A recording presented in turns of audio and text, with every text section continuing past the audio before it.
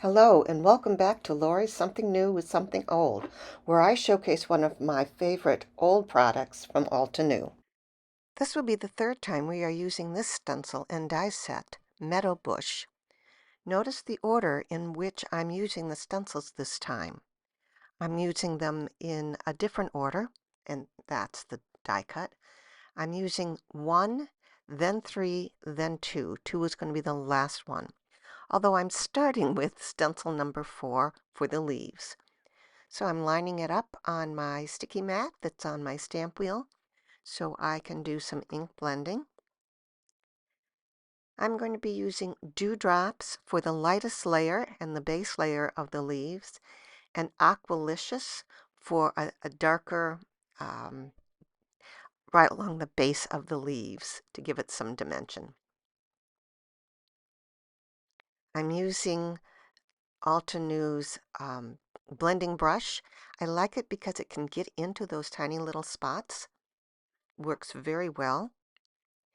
Now I'm lining up, this is stencil number 1 with the leaves that I've already done, and I'm pointing out where the flowers are going to go in relation to those leaves. And then I can stick everything down onto the sticky mat. And I'll be using pink diamond for the first layer or the base layer of the leaves. And I'm going to be using Pinkalicious for the next layer. And notice I'm using stencil number 3. And I'm trying to line up the stencil where it needs to go. Trying to get it perfect.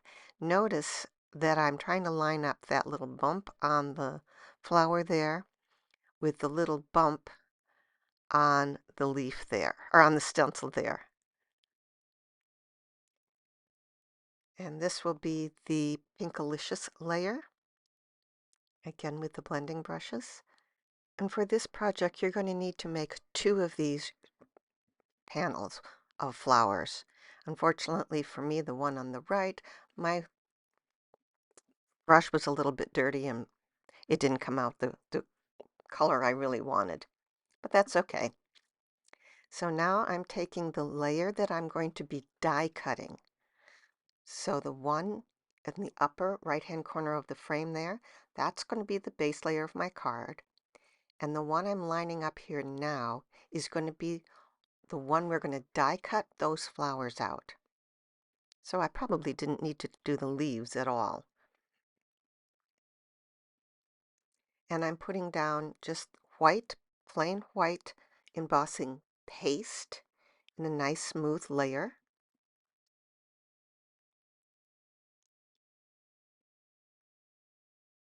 Be sure that you take your stencil and your palette knife and put it in water and wash those off as soon as you can, because otherwise it's too hard to get it off the stencil once it's dried. And right now I'm using my heat gun to dry that off. Be careful when you're doing that. If you hold it down over the embossing paste too long, it will bubble up. So keep your heat gun moving. Now I'm lining up the stencil with the flowers, which I then cut out, and I'm going to pop it up on foam tape. So I put foam tape on the back of all of those, and as you see, there it is with all of the flowers popped up. And this Lindy's Magicals is new to me, so I thought I'd add a little sparkle with it. They are a sparkly watercolor powder. And what I did is I took a pin and poked the holes in the top there, you can see. Then before I took the lid off, I shook it upside down so I could get some of that powder on the inside of the lid. And I'm taking a damp, not wet, but a damp paintbrush, dipping it in the powder on the lid, and then I'm just making tiny little strokes at the base of the leaves to give it a little dimension and to give it some shine. I'll hold it up there and you can see there's the shine. And I think every card should have a shine, right? Or some kind of sparkle. and I've decided to use Stop and Smell the Roses for my sentiment. And I'm not going to pop the sentiment up because I'm going to tuck it underneath one of the flowers there at the top. So I'm going to use some of Altenew's adhesive tape, which is very good. And I'll use that to adhere it to my card base, or to my card.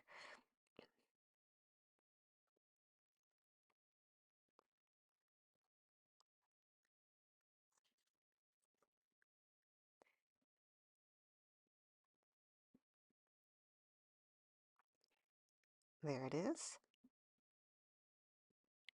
And now I'm going to be using some pink, clear pink Nuvo drops just to add a little more sheen and interest to the card. And I usually put the drops down in groups of 3, trying to make a tiny one, a medium-sized one, and a bigger bubble or drop. And there it is. Thank you for joining me on my series of Laurie's Something New with Something Old. This is the last of the series. You can see the others in the series on my channel.